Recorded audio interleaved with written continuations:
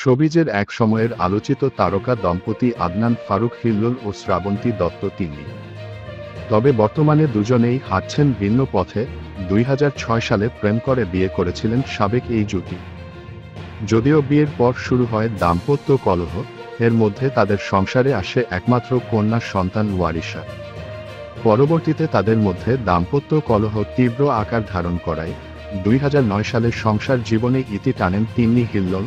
সম্প্রতি এক সাক্ষাৎকারে সাবেক স্ত্রী তিন্নিকে নিয়ে মুখ খুলেছেন হিল্লোল। পাশাপাশি তিন্নির সঙ্গে বিচ্ছেদের কারণসহ ব্যক্তিগত জীবনের নানান বিষয় নিয়ে খোলামেলা কথা বলেছেন তিনি। হিল্লোল বলেন, 90% সম্পর্ক নিয়ে দ্বন্দ্ব হয়, তবে বর্তমানে তিন্নির সঙ্গে আমার খুবই ভালো সম্পর্ক রয়েছে।